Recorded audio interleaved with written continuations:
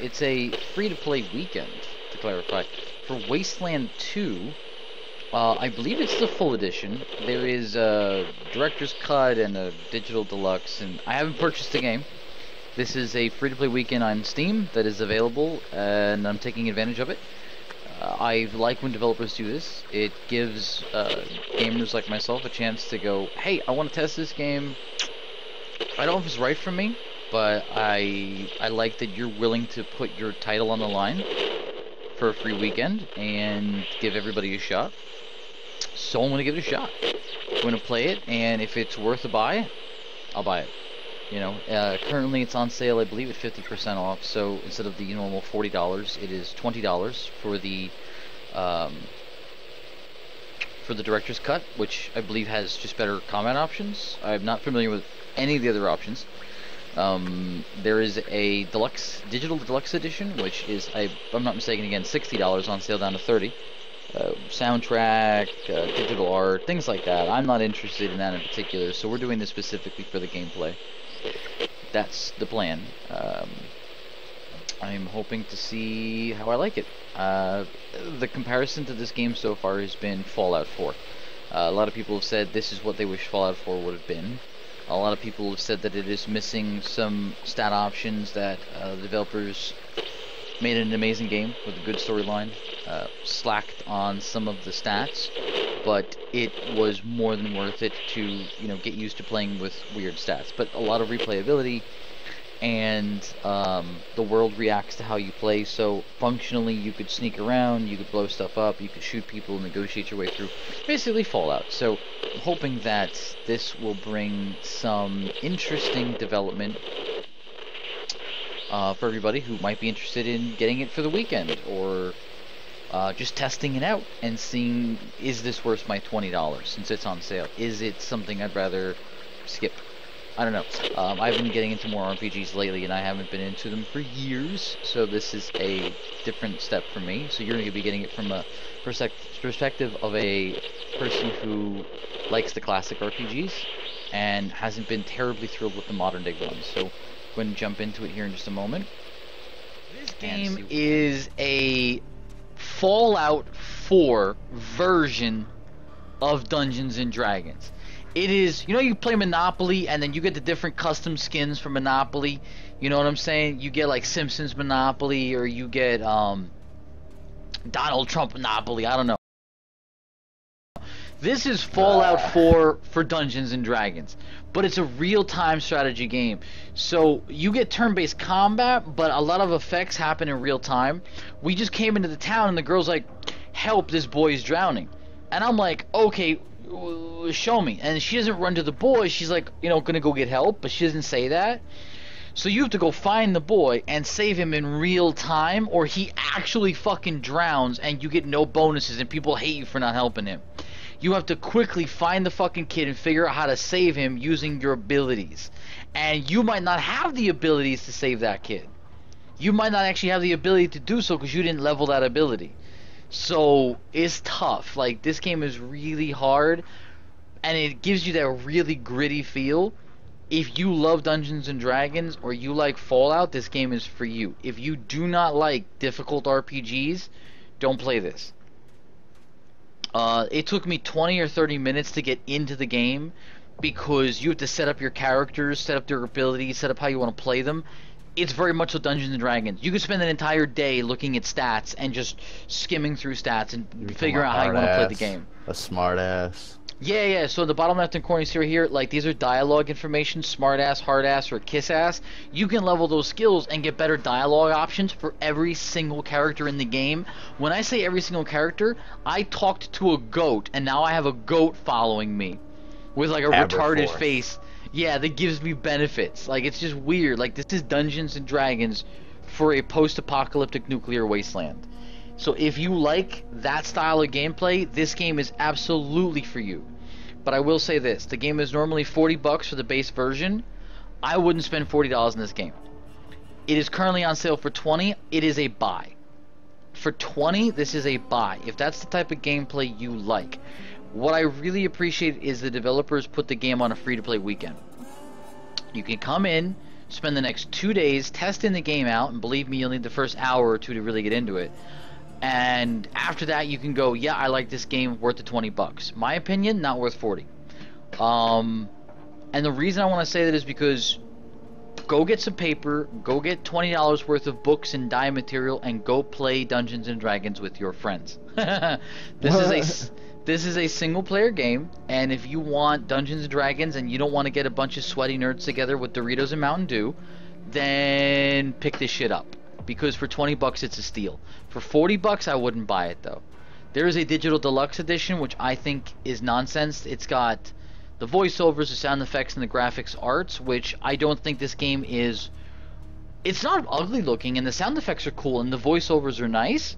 I just don't see spending another $20 on that. Play the game and enjoy it that way. The dialogue options are amazing and they're hilarious. Right. I'm not spending $20 on dialogue options I get in the game anyway. That's weird. So it looks like they're pinching pennies that way. But again, for a sale of $20, this is a steal if this is the type of game you want to play. I'm doing, if you zoom back on my video or go back to the beginning of when I started this night's video footage, you can go to my YouTube and get it. I actually do a nice 20-minute overview of the game, and I explain everything. Because I did my research on the game before I started playing it, and my research was on point.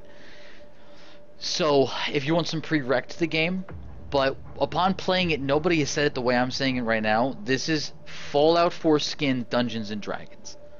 So, there's my answer. Worth the $20. Yeah. There have been a couple of other games like it, but they were not turnstile. So this is a turn-based combat game. So if you like XCOM's combat system, this game works for you. But there's so much more depth that XCOM doesn't reach in building your classes for your characters you wanted to play. The hard part is they die, and you can't get them back. The game gets even harder. Like, I don't know what to do with any of that. I'm only about 4-6 hours into the game. A lot of bombs everywhere. Oh, dude, but bombs everywhere. The fucking game is hard. I set it to hard mode, but bombs on a bicycle. But yeah, like they've rigged this child's bicycle to blow up. Like, it is gritty, man. This game is no joke. It is fucking gritty. People talking nonsense on radios everywhere you go. Yeah, dude. Morse code. Have you ever played Jagged Alliance? No, I've never played Jagged Alliance. Never played it. A lot of rangers have come here. They couldn't get it to the pagans, so the asshole Angie can kiss and make up. A lot of rangers failed. No matter what, has given us the golden spike. Well, we could probably steal that, dude. That's probably why, if we go to the other people, they'll probably like, yo, steal us the golden spike and we'll help you. That's probably a way to go. Oh yeah, I will say this though. If you're looking for a game where you can customize any type of gameplay you want, you're supposed to be quote unquote the good guys. But in this Wasteland, there is no such thing.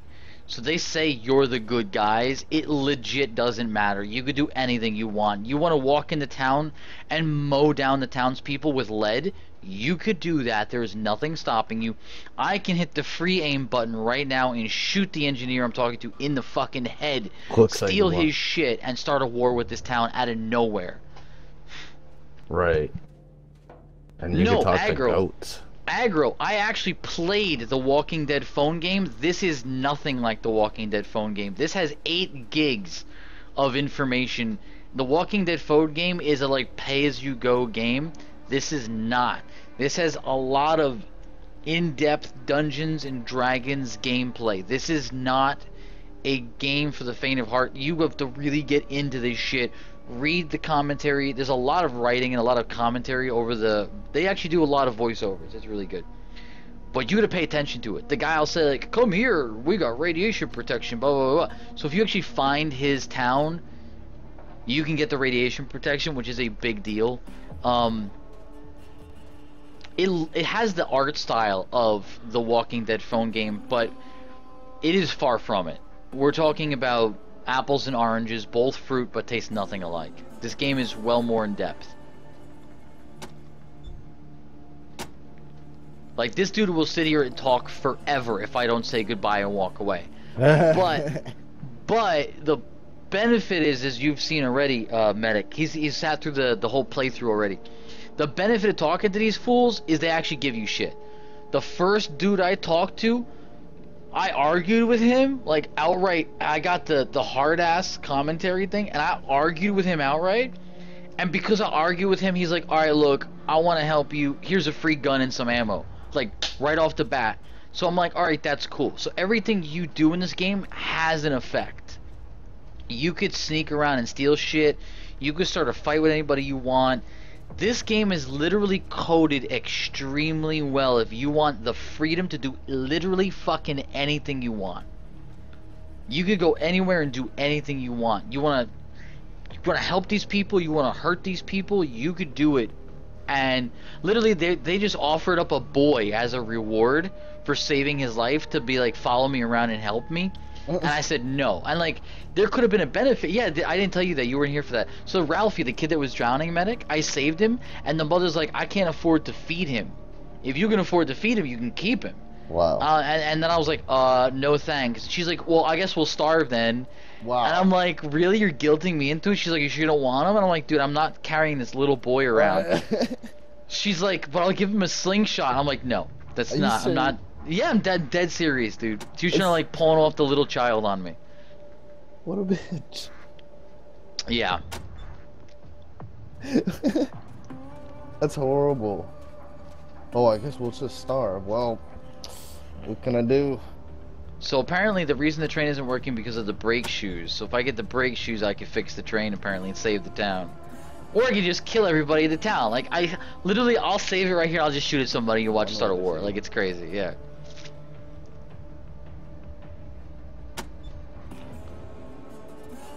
But we ain't got paid in years because the train won't go. Goddamn Atchinsons. Which they probably bombed the train since they put bombs in the fucking child's bicycle.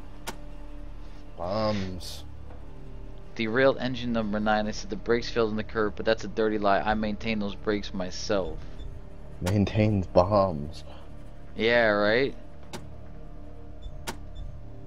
Well, now the train needs water or oil or fuel. I feed her when she breaks down and fix her. I do most of the time. Oh, did you talk about how you can like type out your No, I didn't actually responses? mention that to these recent folks, but basically there's hidden dialogue in the game, and I'm assuming it has to do with the fact that you have to read everything and know what they're talking about, but you can actually initiate secret dialogue to characters in the game.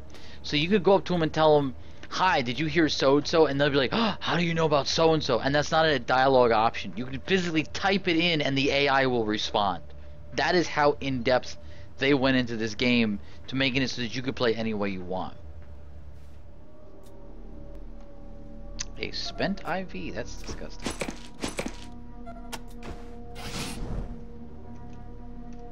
I'm afraid some of the stuff that I'm unburying is gonna be a fucking bomb. Bombs. Bombs! Again, this map is just convoluted, man. I can't... With map bombs. is really annoying. The map is rough, dude. Like, if the map is like, if you could zoom in or something, or like mark where like characters are that you have to go talk to, that'd be nice.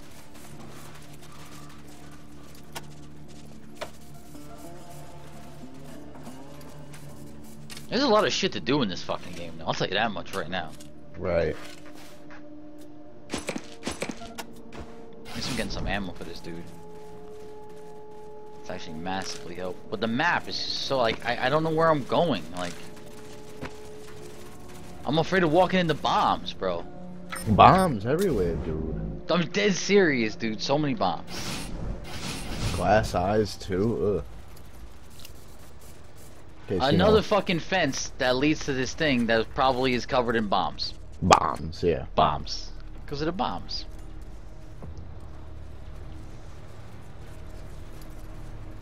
Oh, here's that generator I was telling you about. Yeah, this is the place where the bombs were at, dude. Yeah, bombs, yeah. What's this? This is the travel. There's a dude hanging from the fucking rafters. Probably got bombs on him too. He probably does have bombs on him. If you touch him, bomb, bomb, bomb, bomb, bomb, bomb, bomb.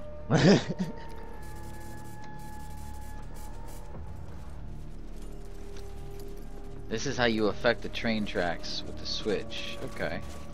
Hey, is there any bombs in DayZ? We gotta do something where we freak people out just by saying bombs and there is the having landmines. Bombs.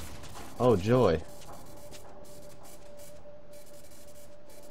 I haven't been in this house yet. People. Whoa! What is this? The front of this is the Railcar Holidays Armageddon Emporium. Explosive bargains on either side of the door. 2 ancient security cameras track your every move.